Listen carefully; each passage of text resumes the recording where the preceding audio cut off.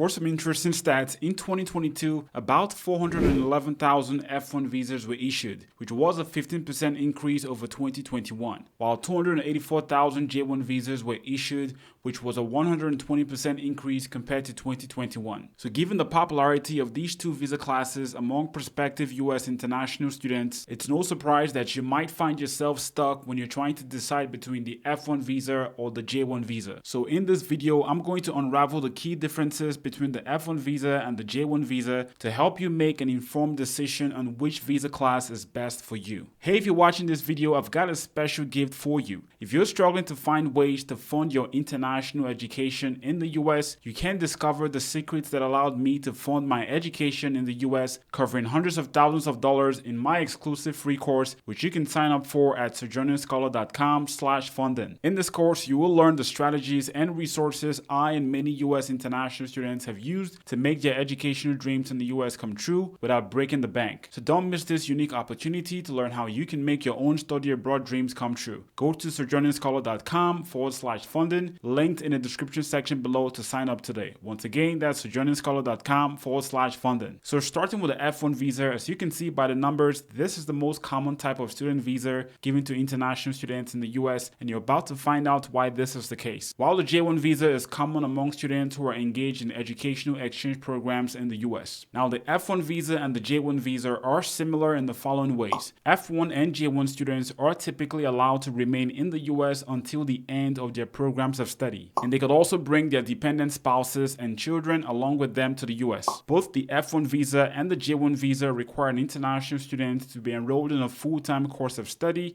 every semester as defined by the university or school program. Now, these two visa classes allow an international student to work on campus as long as they are continuously enrolled in a course of study. Now, let's explore the biggest differences between the F1 visa and the J1 visa, starting with the most important, which is the funding requirements that's needed to obtain each of these visa classes. With the F1 visa, you need to show evidence of funds that covers your tuition and living expenses for one academic year of study. These funds could come from a personal source, such as from a family member, or it could come from an outside source, such as from a university scholarship or fellowship. And it could also be a combination of a personal source and an outside source. On the other hand, the J1 visa has a much stricter requirement where you must show evidence of funds that covers your tuition and living expenses for the entire duration of your study. And more than 50% of your funds must be coming from an outside source. The next big difference is the employment options you get while you study in the US. While both visas do allow you to work in the US, the F1 visa has several options for working off campus, such as through curricular practical training or CPT. This employment option allows you to work off campus before the completion of your studies. And then you have the 12 months of optional practical training or OPT, which an F1 student can use before or after the completion of their studies. There is also an additional 24 months extension of the OPT period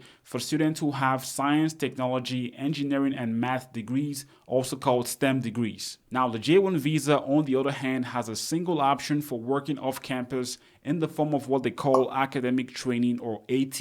And unlike the OPT, which could be as long as 36 months, the academic training has a maximum limit of 18 months. So as you can see, this difference in employment is the biggest advantage that F1 student visa holders have over J1 student visa holders. So for example, if you're an F1 student who's pursuing a 4-year degree in the US, you would have much more opportunities to gain practical work experience in your field compared to someone who's studying in the US on a J1 visa. Now, you can also learn more about the different ways you can work in the US as an international student using the free resources we have here on this channel, which is linked down in the description section below. Now, the third difference between the F1 visa and the J1 visa is in the education and employment options that's given to your dependent spouse. F1 dependent spouses who enter the US on what's called an F2 visa are not allowed to work in the US. They're also limited to studying part-time at the post-secondary school level while in the US on an F2 visa, while J2 dependent spouses can seek work options in the US and they can study full-time if they want to. The fourth difference between the F1 visa and the J1 visa